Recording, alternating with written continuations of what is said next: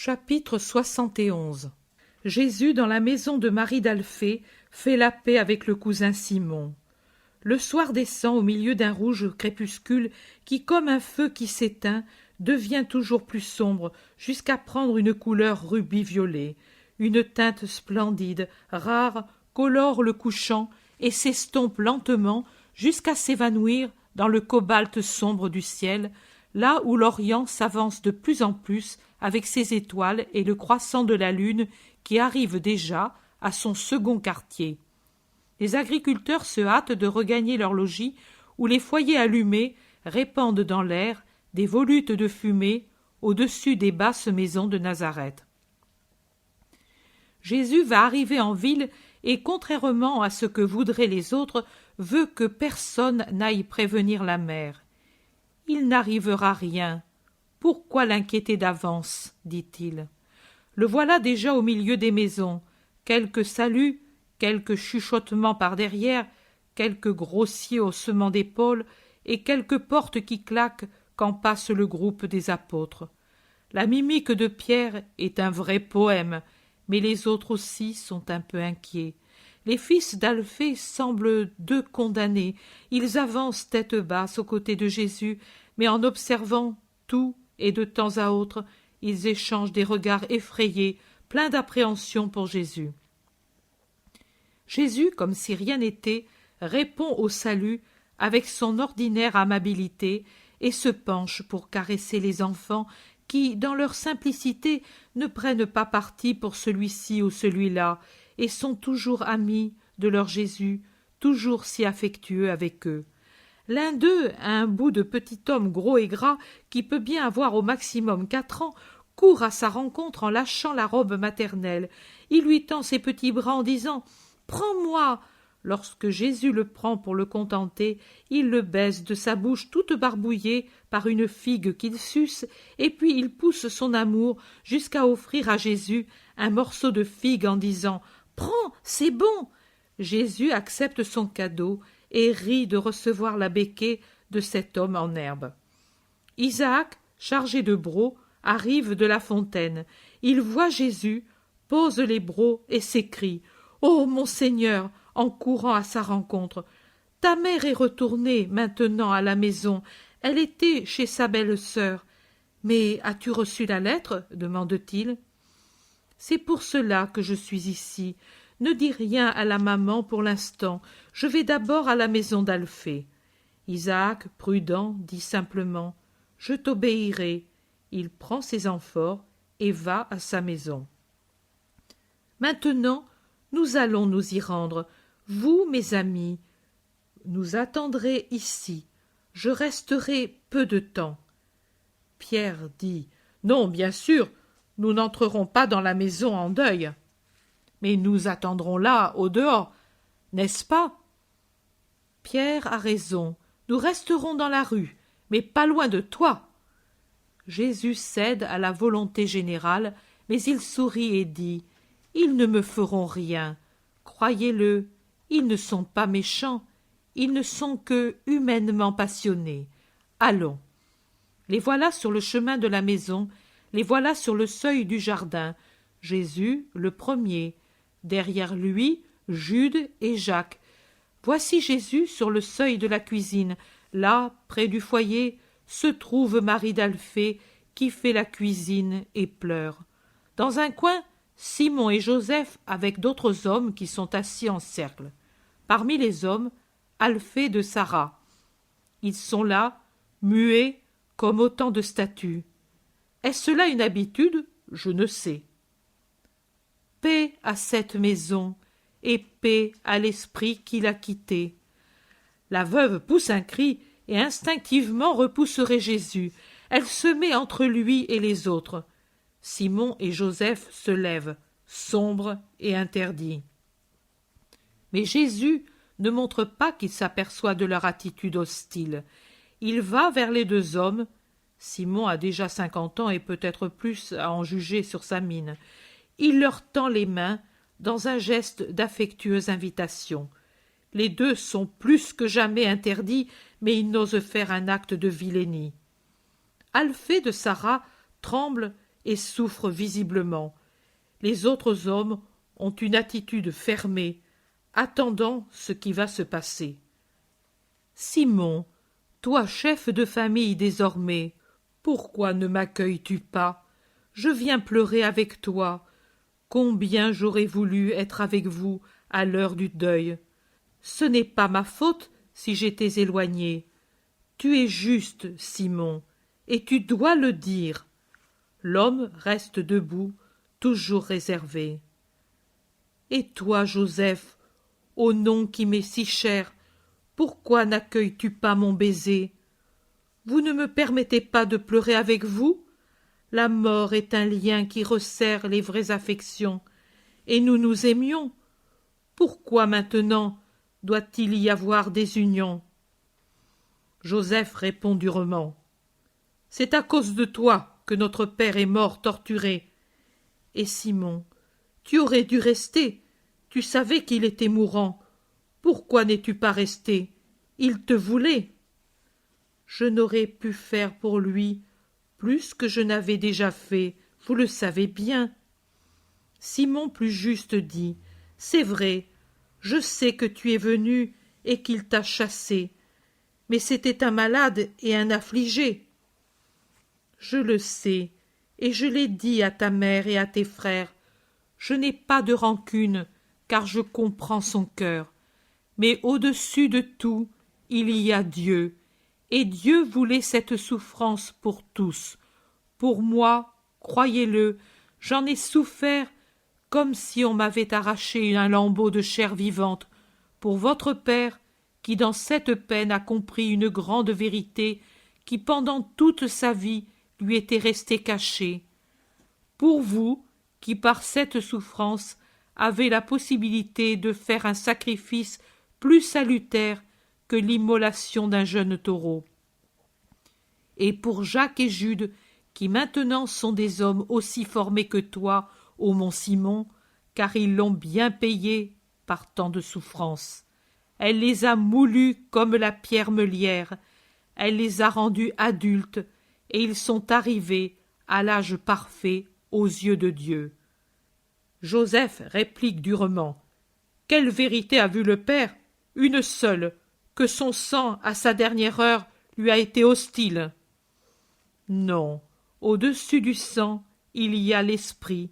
Il a compris la douleur d'Abraham, et pour cela, il a eu Abraham à son aide, répond Jésus. Que cela soit vrai, mais qui nous l'assure? Moi, Simon, et plus que moi, la mort de ton père, ne m'a-t-il pas cherché? Tu l'as dit. Je l'ai dit, c'est vrai, il voulait Jésus, et il disait, qu'au moins mon esprit ne meure pas, lui peut le faire. Je l'ai repoussé, et il ne viendra plus. Oh, la mort sans Jésus, quelle horreur! Pourquoi l'ai-je chassé? Oui, il disait cela, et il disait encore, lui m'a demandé tant de fois, dois-je m'en aller? Et je l'ai renvoyé. Maintenant il ne vient plus. Il te voulait, il te voulait. Ta mère t'envoya quelqu'un pour te chercher, mais ils ne te trouvèrent pas à Capharnaüm, et lui pleura tant. En rassemblant ses dernières forces, il prit la main de ta mère et la voulut près de lui. Il ne parlait que difficilement, mais il disait « La mère, c'est un peu le fils. Je tiens la main de la mère pour avoir quelque chose de lui, car j'ai peur de la mort.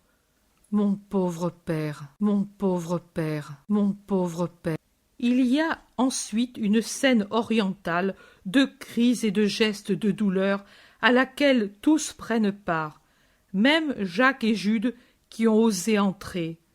Le plus paisible est Jésus, qui pleure seulement. Simon demande « Tu pleures? Tu l'aimais alors ?» Oh, Simon, tu le demandes. Mais si je l'avais pu, crois-tu que j'aurais permis sa douleur? Mais moi, je suis avec le Père, mais pas au-dessus du Père. Joseph dit avec âpreté, « Tu guéris les mourants, mais lui, tu ne l'as pas guéri. » Il ne croyait pas en moi. C'est vrai, Joseph, observe son frère Simon. Il ne croyait pas et ne déposait pas sa rancune. Je ne peux rien là où se trouvent l'incrédulité et la haine. C'est pour cela que je vous dis, ne haïssez plus vos frères. Les voici, que votre rancœur n'alourdisse pas leur déchirement. Votre mère est plus déchirée par cette haine toujours vivante que par la mort qui d'elle-même prend fin. Chez votre père, elle s'est éteinte dans la paix, car le désir qu'il eut de moi lui obtint le pardon de Dieu. Je ne vous parle pas de moi, et je ne vous demande rien pour moi. Je suis dans le monde, mais je n'appartiens pas au monde. Celui qui vit en moi me dédommage de tout ce que le monde me refuse. Je souffre en mon humanité, mais j'élève mon esprit au-delà de la terre, et je jubile dans les réalités célestes. Mais eux, ne manquez pas à la loi de l'amour et du sang. Aimez-vous. Il n'y a pas eu en Jacques et Jude d'offense à l'égard du sang. Mais même s'il y en avait eu, pardonnez, regardez les choses d'un œil juste, et vous verrez que ce sont eux qui ont été les plus accablés pour n'avoir pas été compris dans les nécessités qu'imposait à leur âme l'appel de Dieu. Pourtant, en eux, il n'y a pas de rancune, mais seulement le désir d'être aimé. N'est-ce pas, cousin? Jude et Jacques, que leur mère tient serrés contre elle, acquiescent à travers leurs larmes. Simon, tu es l'aîné, donne l'exemple. Moi, pour moi, mais le monde, mais toi. Oh, le monde, il oublie et change d'avis à chaque aube qui se lève. Et moi, viens, donne-moi ton baiser de frère. Je t'aime, tu le sais. Laisse tomber ces écailles qui te rendent dur et ne t'appartiennent pas, mais que t'imposent des étrangers moins justes que toi. Pour toi, juge toujours avec la droiture de ton cœur. Simon, avec encore un peu de répugnance, ouvre les bras. Jésus le baise et puis l'amène à ses frères. Ils se baisent au milieu des pleurs et des lamentations. Maintenant, à toi, Joseph. Non, n'insiste pas. Moi, je me souviens de la douleur du Père. En vérité, tu l'éternises par cette rancœur. N'importe, je suis fidèle. Jésus n'insiste pas. Il se tourne vers Simon. La soirée avance, mais si tu voulais, notre cœur brûle de vénérer sa dépouille. Où est Alphée? Où l'avez-vous mis? Derrière la maison, au bout de l'oliveraie contre le talus, un digne tombeau. Je t'en prie, conduis-moi. Marie, prends courage, ton époux jubile, car il voit ses fils sur ton sein. Restez. Moi, je vais avec Simon. Soyez en paix, soyez en paix. Joseph, à toi je dis ce que je disais à ton père. Je n'ai pas de rancœur, je t'aime. Quand tu me voudras, appelle-moi. Je viendrai pleurer avec toi. Adieu. Et Jésus sort avec Simon. Les apôtres regardent furtivement avec curiosité, mais ils voient les deux bien d'accord et sont contents. Venez, vous aussi, dit Jésus. Ce sont mes disciples, Simon. Eux aussi désirent honorer ton Père. Allons. Ils traversent l'oliveraie et tout se termine. Tout se termine. Chapitre 72. La grâce agit toujours là où se trouve la volonté d'être juste. Jésus dit: vous placerez ici la 3e vision et la 4e que vous avez eue le 13 février 1944. Comme tu le vois, Simon, moins buté, s'est soumis, sinon complètement, au moins en partie, à la justice, avec une sainte promptitude. et il n'est pas devenu tout de suite mon disciple, et encore moins apôtre, comme tu l'as nommé par ignorance, il y a maintenant 1 an, mais au moins spectateur neutre après cette rencontre pour la mort d'Alphée, protecteur aussi de sa mère et de la mienne au moment où un homme devait les protéger et les défendre contre les sarcasmes des gens. Pas assez courageux pour s'imposer à ceux qui me traitaient de fou, encore beaucoup trop homme pour rougir un peu de moi, pour s'inquiéter des dangers de toute la famille à cause de mon apostolat contraire aux sectes. Mais il était déjà sur la bonne voie. Après le sacrifice, il sut y marcher de plus en plus assuré, jusqu'au point de me confesser par le martyre. La grâce opère tantôt comme un coup de tonnerre, tantôt lentement, mais elle agit toujours là où se trouve la volonté d'être juste. Va en paix, sois en paix au milieu de tes souffrances. Voici que commence le temps de préparation à la fête de Pâques, et, pour moi, tu portes la croix. Je te bénis, Marie de la croix de Jésus. Plus tard il dit, pas du tout, avec une charité sans bornes et une prudence avisée, tu dois accueillir tout le monde. Se renfermer serait exciter la curiosité. Repousser serait contraire à la charité. Je te l'ai dit, tu seras la ville qu'on recherche. Tous ne viennent-ils pas avec une intention honnête? Qu'est-ce que cela fait? Tu es prudente et cela suffit. Tu crains de perdre du temps? Et qui est le maître du temps? Moi. Et alors? Allons, allons sans peur, sans inquiétude, sans impatience. Tu vois combien de fois je devais changer mon programme? Et c'était moi. Paix, paix et charité avec tous. Et puis, en 3e lieu, c'était prudence, et cela suffit. Je vous dirai de vive voix l'origine de cette leçon. Chapitre 73. Jésus mal accueilli à Nazareth. Je vois une grande pièce carrée. J'en parle ainsi tout en comprenant que c'est la synagogue de Nazareth, comme me dit celui qui m'avertit intérieurement, car il n'y a que des murs nus, peints en jaune, et par côté une sorte de siège élevé. Il y a aussi un pupitre élevé, avec des rouleaux dessus. Pupitre, étagère, choisissez l'appellation. En somme, c'est une sorte de table inclinée, montée sur un pied, et sur laquelle sont rangés des rouleaux. Il y a des gens qui prient, pas comme nous, mais tous tournés vers un côté, sans joindre les mains, mais à peu près comme un prêtre à l'autel. Il y a des lampes disposées au-dessus du siège et du pupitre. Je ne vois pas le but de cette vision qui demeure ainsi un certain temps sans changer, mais Jésus me dit d'écrire, et je le fais.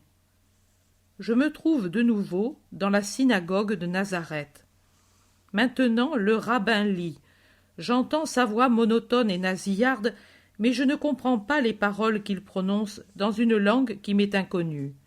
Dans la foule se trouve aussi Jésus, avec ses cousins apôtres et d'autres qui sont certainement eux aussi des parents, mais que je ne connais pas. Après la lecture, le rabbin tourne son regard sur la foule comme en une muette invitation. Jésus s'avance et demande de tenir la réunion aujourd'hui. J'entends de sa belle voix lire le passage d'Isaïe cité par l'Évangile. L'Esprit du Seigneur est sur moi, et j'entends le commentaire qu'il en fait en se donnant pour le porteur de la bonne nouvelle, de la loi d'amour qui remplace l'ancienne rigueur par la miséricorde, pour qu'obtiennent le salut tous ceux dont la faute d'Adam rend l'esprit malade et par contre-coup la chair, car le péché engendre le vice et le vice la maladie même physique, et pour que tous ceux que retient prisonnier l'esprit du mal obtiennent leur libération. Je suis venu pour rompre ces chaînes et rouvrir le chemin du ciel, pour donner la lumière aux âmes aveuglées et l'ouïe aux âmes sourdes. Il est venu le temps de la grâce du Seigneur. Elle est parmi vous, c'est elle qui vous parle. Les patriarches ont désiré voir ce jour, dont la voix du Très-Haut a proclamé l'existence, et dont les prophètes ont prédit le temps. Et déjà, portés à leur connaissance par une action surnaturelle, ils savent que l'aube de ce jour s'est levée, et que leur entrée au paradis est proche désormais. Ils en exultent dans leurs esprits, les saints, auxquels il ne manque que ma bénédiction pour être citoyens du ciel. Vous le voyez, venez à la lumière qui s'est levée, dépouillez-vous de vos passions, afin d'avoir l'agilité qu'il faut pour suivre le Christ. Ayez la bonne volonté de croire, de devenir meilleur, de vouloir le salut, et le salut vous sera donné. Il est en mes mains, mais je ne le donne qu'à ceux qui ont la bonne volonté de le posséder, car ce serait une offense à la grâce que de le donner à qui veut continuer à servir Mammon. Un murmure s'élève dans la synagogue. Jésus tourne son regard vers l'assistance. Il lit sur les visages et dans les cœurs, et continue. Je comprends votre pensée. Parce que je suis de Nazareth, vous voudriez une faveur privilégiée. Mais cela, c'est par égoïsme de votre part et non par la puissance de votre foi. Aussi, je vous dis qu'en vérité, aucun prophète n'est bien reçu dans sa patrie. D'autres pays m'ont accueilli et m'accueilleront avec une plus grande foi, même des pays dont le nom est pour vous un scandale. Là, je trouverai une moisson de disciples, tandis que sur cette terre, je ne puis rien faire, parce qu'elle m'est fermée et hostile. Mais je vous rappelle Élie et Élisée. Le premier trouva la foi chez une femme phénicienne, et le second chez un Syrien. Et en faveur de celle-là et de celui-ci, ils purent opérer le miracle. Les gens qui mouraient de faim en Israël n'eurent pas de pain, et les lépreux pas de purification, parce qu'il n'y avait pas dans leur cœur la bonne volonté, perle fine que le prophète avait découverte ailleurs. C'est ce qui vous arrivera, à vous aussi qui êtes hostiles et incrédules à l'égard de la parole de Dieu. La foule s'agite et menace avec imprécation. Elle tente de mettre la main sur Jésus, mais les apôtres cousins Jude, Jacques et Simon le défendent, et alors les Nazaréens en furie chassent Jésus hors de la ville. Ils le poursuivent avec des menaces, mais pas seulement verbales, jusqu'au sommet de la colline. Alors Jésus se retourne et les immobilise de son regard magnétique. Il passe indemne au milieu d'eux et disparaît en montant par un sentier de la colline. Je vois une petite, très petite bourgade, un groupe de maisons, un hameau, dirons-nous maintenant. Il est plus élevé que Nazareth, que l'on aperçoit en contrebas à quelques kilomètres. Une petite bourgade très misérable. Jésus parle avec Marie, assis sur un muret, près d'une cabane. Peut-être est-ce une maison amie, ou du moins hospitalière, suivant les lois de l'hospitalité orientale. Jésus s'y est réfugié, après avoir été chassé de Nazareth, pour attendre les apôtres qui sûrement étaient éparpillés dans le voisinage, alors que Jésus était près de la mer. Avec lui, il n'y a que les 3 apôtres cousins qui, en ce moment, sont rassemblés dans la cuisine et parlent avec une femme âgée que Thaddée appelle mère. Pour cette raison, je comprends qu'il s'agit de Marie de Cléophas. C'est une femme, oui, plutôt âgée, et je la reconnais pour celle qui était avec Marie, très sainte, aux noces de Cana. Certainement, elle et les fils se sont retirés là pour laisser à Jésus et à sa mère toute liberté à leur conversation. Marie est affligée. Elle a été informée de l'incident de la synagogue et elle en est meurtrie. Jésus la console. Marie supplie son fils de rester loin de Nazareth, où tous sont mal disposés à son égard, même les autres parents qui le regardent comme un fou qui cherche à susciter des brouilles et des disputes. Mais Jésus fait un geste en souriant. Il semble dire: ici ou autre part, cela se vaut, laisse tomber. Mais Marie insiste. Alors il répond: maman, si le Fils de l'homme devait aller uniquement là où on l'aime, il devrait s'éloigner de cette terre et retourner au ciel. J'ai partout des ennemis, car on hait la vérité, et moi je suis la vérité. Mais je ne suis pas venu pour trouver un amour facile. Je suis venu pour faire la volonté du Père et racheter l'homme.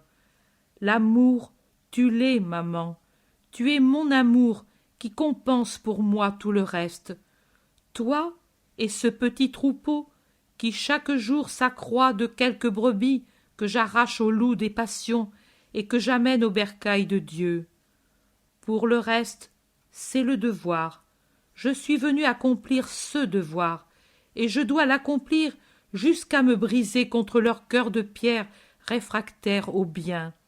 Et même ce n'est que lorsque je serai tombé, baignant dans mon sang ces cœurs, que je les attendrirai en y imprimant mon signe qui annule celui de l'ennemi.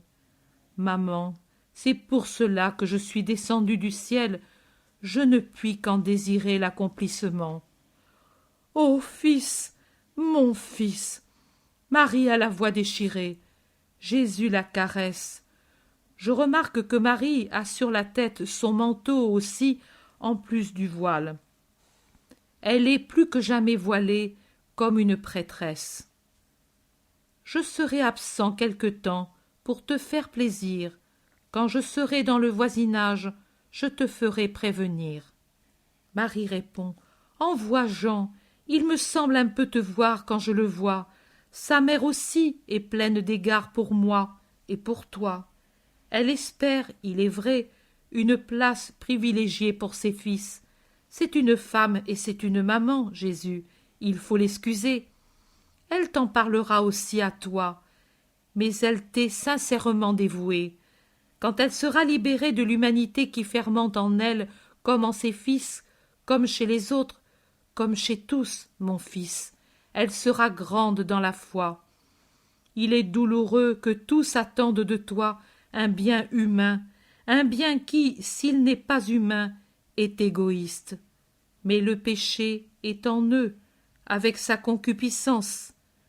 Elle n'est pas encore venue, l'heure bénie est tellement, tellement redoutable, bien que l'amour de Dieu et de l'homme me la fasse désirer.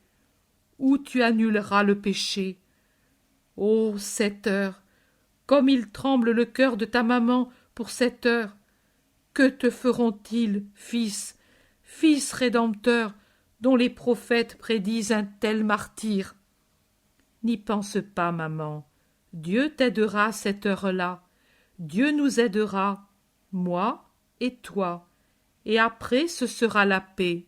Je te le dis encore une fois. Maintenant, va. La nuit va tomber et le chemin est long. Je te bénis, je te bénis, je te bénis. Chapitre 74. Jésus avec sa mère dans la maison de Jeanne de Chouza. Je vois Jésus qui se dirige vers la maison de Jeanne de Chouza. Quand le portier reconnaît celui qui arrive, il a un tel cri de joie que toute la maison est en rumeur. Jésus entre, souriant, bénissant. Jeanne accourt du jardin tout en fleurs et se précipite pour baiser les pieds du maître. Chouza vient aussi. Il s'incline d'abord profondément et puis baise le bord du vêtement de Jésus. Chouza est un bel homme d'environ 40 ans. Il n'est pas très grand mais bien bâti, avec une chevelure noire qui commence à avoir aux tempes quelques fils d'argent. Il a les yeux vifs et foncés, un teint pâle et une barbe carrée, noire, bien entretenue. Jeanne est plus grande que son mari. De sa précédente maladie, elle ne garde qu'une sveltesse caractérisée, moins squelettique pourtant qu'alors. Elle semble un palmier élancé et flexible que termine une tête gracieuse aux yeux profonds, noirs et très doux. Sa chevelure touffue, couleur de jais, et soigneusement peignée. Le front lisse et dégagé paraît encore plus blanc sous cette sombre couleur. La bouche, petite, bien dessinée, se détache avec sa couleur rouge naturelle au milieu des joues d'une pâleur délicate, comme les pétales de certains camélias. C'est une très belle femme, et c'est elle qui, au calvaire, donne la bourse à Longin. Là, elle est en pleurs, bouleversée et toute voilée. Ici, elle sourit et a la tête découverte, mais c'est bien elle. Chouza demande: « À quoi dois-je la joie de t'avoir pour hôte ?»« À mon besoin d'une halte pour attendre ma mère. Je viens de Nazareth, et je dois faire venir avec moi ma mère pour quelque temps. J'irai à Capharnaüm avec elle. » Jeanne dit: « Pourquoi pas chez moi? Je ne suis pas digne, mais… » « Tu en es bien digne, mais ma mère a avec elle sa belle-sœur veuve depuis quelques jours. » Chouza dit en appuyant la demande de sa femme: « La maison est grande pour accueillir plus d'une personne. Tu m'as donné tant de joie qu'elle t'est ouverte entièrement. Commande, Seigneur, toi qui as éloigné la mort de cette demeure et lui as rendu ma rose fleurie et épanouie. » Il doit beaucoup l'aimer, je m'en rends compte à son regard. Je ne commande pas, mais j'accepte. Elle est très fatiguée et a beaucoup souffert ces derniers temps. Elle craint pour moi, et je veux lui montrer qu'il y a quelqu'un qui m'aime. Jeanne s'écrie: « Oh, conduis-la ici alors, je l'aimerai comme sa fille et sa servante. » Jésus accepte. Chouza sort tout de suite pour donner des ordres en conséquence. La vision se dédouble. Jésus reste dans le splendide jardin de Chouza, occupé à parler avec lui et sa femme. Pendant ce temps, je suis et vois l'arrivée du char pratique et rapide avec lequel Jonatas est allé prendre Marie à Nazareth. Naturellement, pour ce fait, la cité entre en émoi. Quand Marie et sa belle-sœur, respectées comme deux reines par Jonatas, montent sur le char après avoir confié les clés de la maison à Alphée de Sarah, l'émoi augmente. Le char s'éloigne pendant qu'Alphée se venge de la vilainie commise contre Jésus à la synagogue en disant: « Les Samaritains sont meilleurs que nous. Voyez-vous comment un serviteur d'Hérode respecte la mère de Jésus? Et nous, j'ai honte d'être nazaréen. » Il se produit une vraie rixe entre les deux partis. Il y en a qui abandonnent le parti hostile pour aller vers Alphée et lui poser 1000 questions. « Mais certainement, répond Alphée. Hôte de la maison du procurateur, vous avez entendu ce qu'a dit son intendant? Mon maître te supplie d'honorer sa maison. Honorer, vous comprenez? Et c'est le riche et puissant Chouza, et sa femme est une princesse royale. Honorer, chez nous. Vous, plutôt, lui avez lancé des pierres. Quelle honte! » Les Nazaréens ne répliquent pas, et Alphée parle avec plus de force. « Bien sûr, quand on l'a, lui, on a tout, et on peut se passer d'appui humain. Mais vous, paraît-il inutile d'avoir Chouza pour ami? Vous paraît-il avantageux qu'il nous méprise? C'est le procurateur du tétrarque, le savez-vous? Ça vous paraît peu de chose. Agissez, agissez comme des Samaritains avec le Christ. Vous vous attirerez la haine des grands. Et alors, oh alors, je veux vous voir, sans aide du côté du ciel, ni du côté de la terre, imbécile, méchant, incrédule. La grêle des injures et des reproches continue, pendant que les Nazaréens s'en vont penauds comme des chiens déçus. Alphée reste seul, comme un archange vengeur, à l'entrée de la maison de Marie. La soirée est avancée lorsque, par la route splendide qui longe le lac, arrive au trot des robustes chevaux le char de Jonatas. Les serviteurs de Chouza, qui sont déjà en sentinelle à la porte, avertissent et accourent avec des lampes qui augmentent la lumière du clair de lune. Jeanne et Chouza accourent. Jésus aussi apparaît souriant, et derrière eux, le groupe apostolique. Quand Marie descend, Jeanne se prosterne jusqu'à terre et salue. Louange à la fleur de la souche royale, louange et bénédiction à la mère du Verbe sauveur. Chouza fait une inclination plus profonde que celle qu'il a jamais pu faire à la cour devant Hérode, et il dit « Béni soit cette heure qui te conduit vers moi, béni sois-tu, mère de Jésus. » Marie répond douce et humble « Bénis notre Sauveur, et bénis les bons qui aiment mon Fils. » Ils entrent tous dans la maison, accueillis avec les plus grandes marques de respect. Jeanne tient Marie par la main et lui sourit en disant « Tu me permettras de te servir, n'est-ce pas ?»« Pas moi, lui, sers et aime-le toujours, lui, et tu m'auras déjà tout donné. Le monde ne l'aime pas, c'est ma souffrance. » Je sais. Pourquoi cette indifférence d'une partie du monde pendant que d'autres donneraient pour lui leur vie?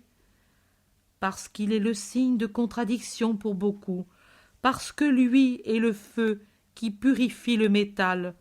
L'or se purifie, les scories tombent au fond et on les jette. Cela me fut dit alors qu'il était encore tout petit. Et jour après jour, la prophétie se réalise.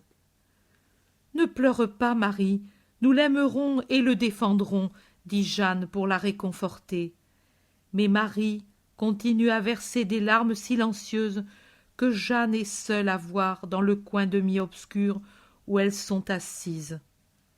Tout prend fin, tout prend fin, tout prend fin. Chapitre 75. Jésus à la vendange dans la maison d'Anne, miracle de l'enfant paralytique. Toutes les campagnes de Galilée sont occupées au gai travail de la vendange. Les hommes, grimpés sur de hautes échelles, font la cueillette sur les tonnelles et les pieds de vigne. Les femmes, le panier sur la tête, apportent les grappes rouges et dorées aux fouleurs qui les attendent. Chants, rires, plaisanteries circulent de coteau à coteau, de jardin à jardin. En même temps se répand l'odeur du moût, et les abeilles en grand nombre bourdonnent dans une sorte d'ivresse, volant rapides et en dansant sur les sarments encore riches de petites grappes jusqu'au panier et aux cuves où les grains disparaissent méconnaissables dans la trouble bouillie du moût. Les enfants barbouillés de suc comme autant de faunes poussent des cris d'hirondelles en courant sur l'herbe, dans les cours, sur les chemins. Jésus s'est dirigé vers un pays à peu de distance du lac, un pays de plaine, cependant, qui forme une sorte de dépression entre deux chaînes montagneuses qui s'orientent vers le nord. La plaine est bien irriguée parce qu'un fleuve, je pense que c'est le Jourdain, la traverse.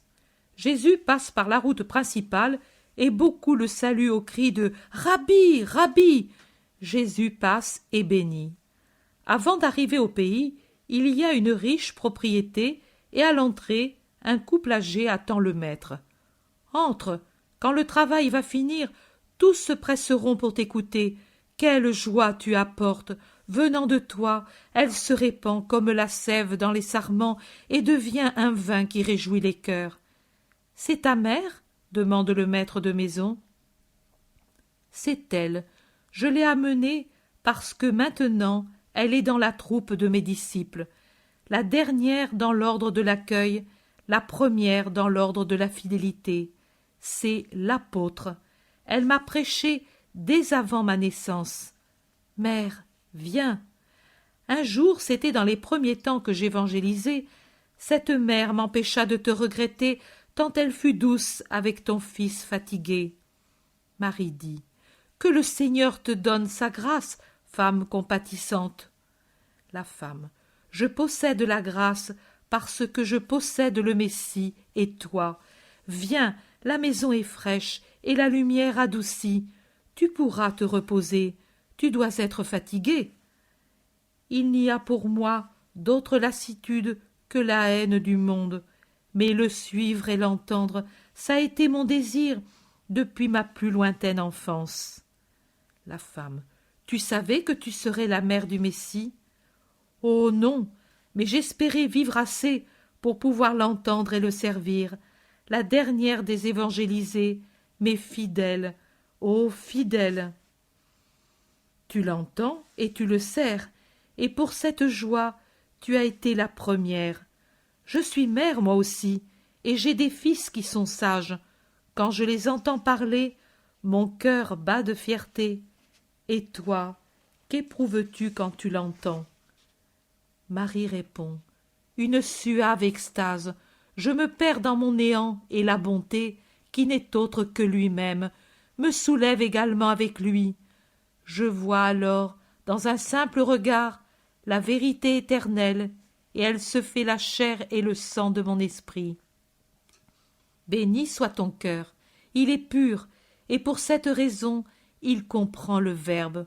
Nous sommes plus durs, parce que remplis de fautes. C'est pour cela que je voudrais donner à tout le monde mon cœur, car l'amour leur serait lumière pour comprendre, parce que, crois-le, c'est l'amour qui rend facile toute entreprise, et moi, je suis la mère, et en moi, l'amour coule de source. Les deux femmes parlent encore entre elles, la vieille près de la mère de Monseigneur, si jeune, toujours si jeune. Pendant ce temps, Jésus parle avec le maître près des cuves où des groupes et des groupes de vendangeurs déversent des grappes et encore des grappes. Les apôtres, assis à l'ombre d'une tonnelle de jasmin, mangent de bon appétit des raisins et du pain. La journée arrive au crépuscule et le travail cesse lentement. Les paysans sont maintenant tous dans la grande cour rustique où se répand l'odeur des raisins écrasés. D'autres paysans viennent aussi des maisons voisines. Jésus monte sur un escalier qui conduit à une aile arcade sous laquelle sont abrités des sacs de produits et des instruments agricoles. Comme il sourit, Jésus, en montant ces quelques marches. J'aperçois son sourire à travers ses cheveux soyeux que fait onduler la brise du soir. Et je voudrais savoir le pourquoi de ce sourire si lumineux. La joie de ce sourire, comme le vin dont parlait le maître de la maison, entre dans mon cœur, très triste aujourd'hui, et le soulage. Ce n'est pas la première chose qui me soulage aujourd'hui. Ce matin, et déjà vous m'aviez vu pleurer pour une souffrance spirituelle toujours plus vive au moment de la communion, il m'était apparu comme toujours quand vous dites « Voici l'agneau de Dieu », mais il ne s'était pas borné à vous regarder avec amour, Père, et à me sourire. Il avait quitté sa place à gauche du lit et était passé à droite de son pas allongé, ondoyé légèrement en avant, et il était venu à ma droite, me donnant de ses mains allongées des caresses sensibles et en me disant « Ne pleure pas », mais maintenant son sourire m'inonde de paix. Il se retourne, il s'assied sur la dernière marche, au haut de l'escalier qui devient une tribune pour les plus favorisés des auditeurs, c'est-à-dire les maîtres et maîtresses de la maison, les apôtres et Marie. Celle-ci, toujours humble, n'avait pas cherché à monter à cette place d'honneur, mais y avait été amenée par la maîtresse.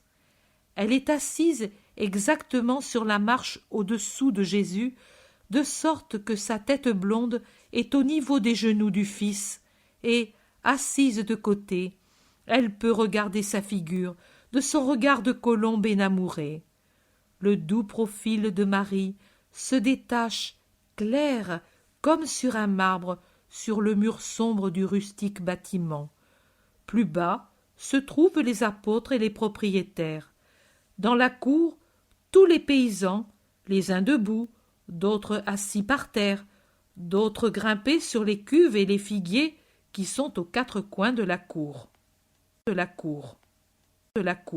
Jésus parle lentement, en plongeant la main dans un gros sac de graines qui est derrière Marie. Il semble jouer avec elle ou les caresser par plaisir pendant que sa main droite fait des gestes paisibles. On m'a dit « Viens, Jésus, bénir le travail de l'homme », et je suis venu. Au nom de Dieu, je le bénis, car tout travail, quand il est honnête, mérite bénédiction du Seigneur éternel. Mais je l'ai dit, la première condition pour avoir la bénédiction de Dieu, c'est d'être honnête en toutes ses actions. Maintenant, regardons ensemble quand et à quelles conditions les actions sont honnêtes. Elles le sont quand on les accomplit en ayant présent à l'esprit le Dieu éternel. Peut-il jamais pécher celui qui dit « Dieu me regarde, Dieu a les yeux sur moi, et de mes actions aucun détail ne lui échappe ». Non, il ne le peut, car la pensée de Dieu est une pensée salutaire, et plus que toute menace humaine, elle éloigne l'homme du péché. Mais doit-on seulement le craindre, l'Éternel Dieu? Non, écoutez, il vous a été dit « Crains le Seigneur ton Dieu ». Et les patriarches ont tremblé, et ont tremblé les prophètes, quand le visage de Dieu ou un ange du Seigneur est apparu à leurs esprits de justes. Et en réalité, au temps de la colère divine, l'apparition du surnaturel devait faire trembler le cœur. Qui, même s'il est pur comme un petit enfant, ne tremble pas devant le puissant, devant l'éclat éternel duquel se tiennent en adoration les anges empressés à redire l'Alléluia paradisiaque? L'insoutenable éclat d'un ange, Dieu le tempère par un voile de pitié, pour permettre à l'œil humain de le contempler sans que soient brûlés sa pupille et son esprit. Que sera-ce donc que de voir Dieu? Mais cela est tant que dure la colère. Quand à sa place arrive la paix, et le Dieu d'Israël dit « Je l'ai juré et je tiendrai parole », voici celui que j'envoie, et c'est moi tout en n'étant pas moi, mais ma parole qui se fait chair pour être rédemption. Alors, à la crainte doit succéder l'amour, et c'est seulement l'amour qu'il faut donner au Dieu éternel, joyeusement, car l'âge de la paix est venu pour la terre et entre Dieu et l'homme. Quand les premiers vents du printemps répandent le pollen des fleurs de la vigne, l'agriculteur doit encore craindre, car tant d'embûches peuvent être tendues aux fruits par les intempéries et les insectes. Mais quand arrive l'heure joyeuse de la vendange, voici qu'alors cesse toute crainte, et le cœur jubile dans la certitude de la récolte. Annoncé à l'avance par les prophètes, le rejeton de la souche de Jessé est venu. Maintenant, il est parmi vous, grappe merveilleuse qui vous apporte le suc de l'éternelle sagesse, et qui ne demande qu'à être cueillie et pressée pour être le vin pour les hommes, vin de joie sans fin pour ceux qui se nourriront de lui. Cependant, malheur à ceux qui, ayant eu ce vin à leur portée, l'auront repoussé, et 3 fois malheur à ceux qui, après s'en être nourris, l'auront rejeté ou mélangé en eux au mets de Mammon. Et voilà que je reviens à ma première idée. La première puissance pour avoir la bénédiction de Dieu, tant sur les œuvres spirituelles que sur les humaines, c'est la droiture de l'intention. Il est honnête celui qui dit « Je suis la loi », non pour être loué par les hommes, mais par fidélité à Dieu. Il est honnête celui qui dit « Je suis le Christ », non pour les miracles qu'il fait, mais pour les conseils de vie éternelle qu'il me donne. Il est honnête encore celui qui dit « Je travaille non par recherche avide du lucre, mais parce que le travail a été établi par Dieu comme moyen de sanctification, car il a le pouvoir de former, de mortifier, de préserver, d'élever. Je travaille pour pouvoir aider mon prochain.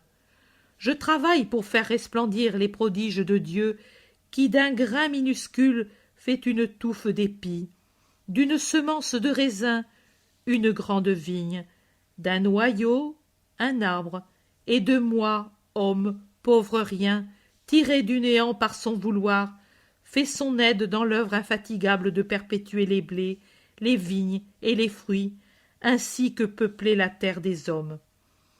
Il y a des personnes qui travaillent comme des bêtes de somme, mais sans autre religion que celle-ci, augmenter leur richesse.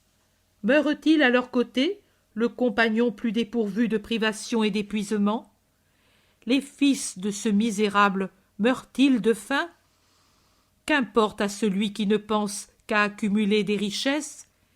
Il y en a d'autres qui, encore plus durs, ne travaillent pas, mais font travailler et entassent les richesses en exploitant la sueur des autres.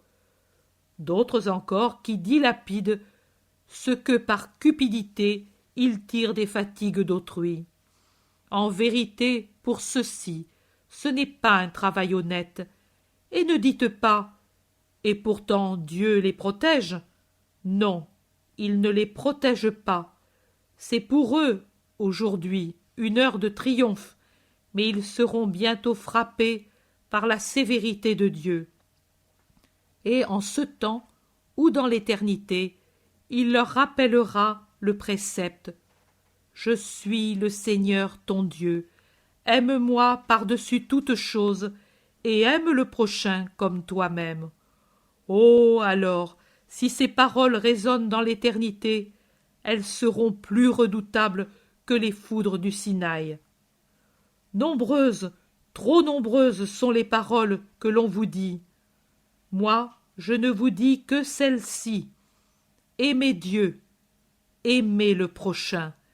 Elles sont comme le travail qui féconde le cep quand on le pratique au pied de la vigne, au printemps.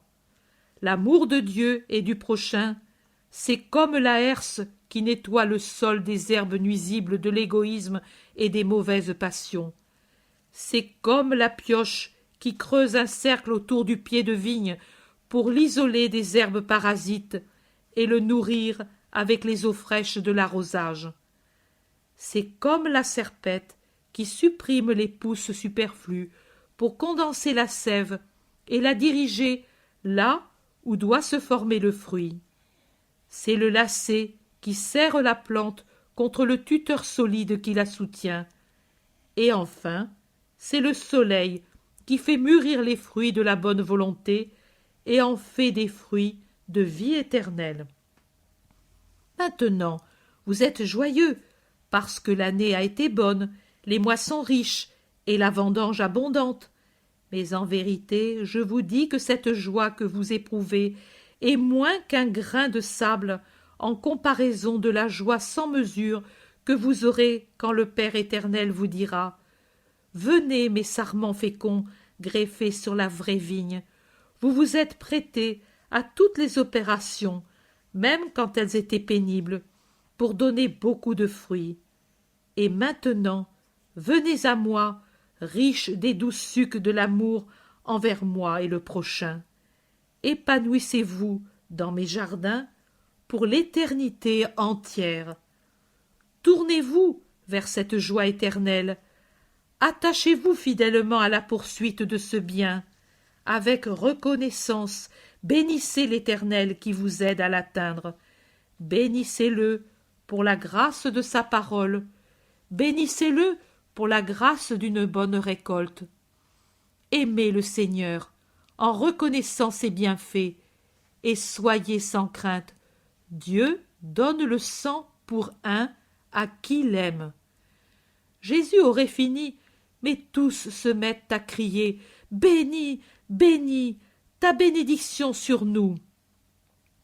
Jésus se lève, ouvre les bras et dit d'une voix de tonnerre « Que le Seigneur vous bénisse et vous garde, qu'il vous montre sa face et ait pitié de vous, que le Seigneur abaisse sur vous son visage et vous donne sa paix, que le nom du Seigneur soit dans vos cœurs, sur vos maisons et sur vos champs. » La foule, la petite foule qui s'était rassemblée, pousse un cri de joie et acclame le Messie.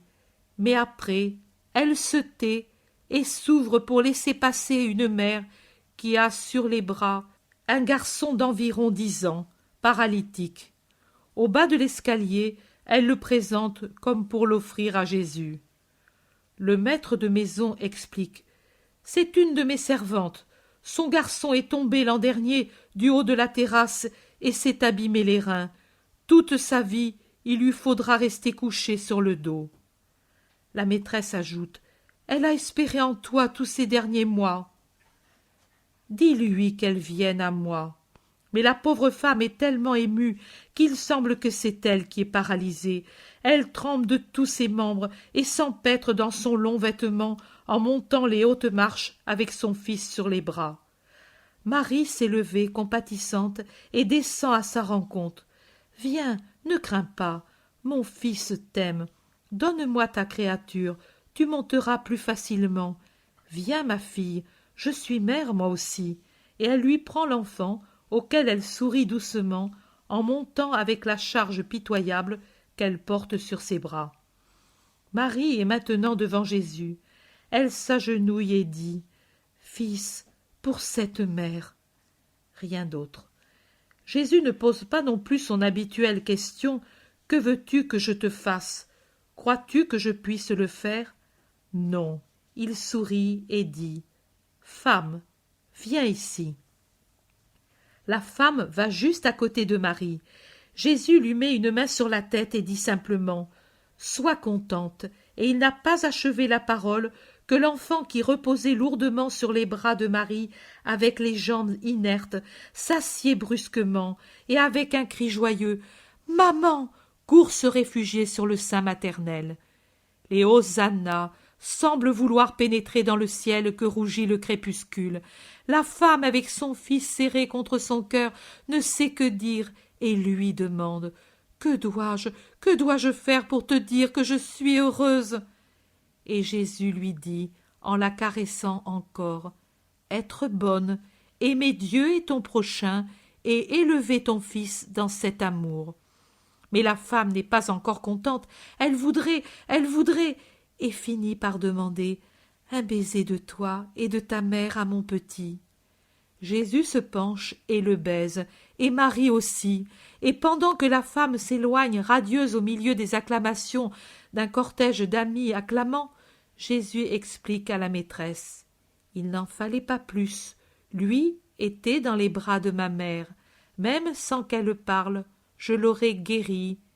Elle est heureuse quand elle peut consoler une affliction, et moi, je veux lui faire plaisir. » Et entre Jésus et Marie, c'est un de ces regards que seul celui qui a vu peut comprendre, tant leur signification est profonde, et profonde, et profonde, et profonde.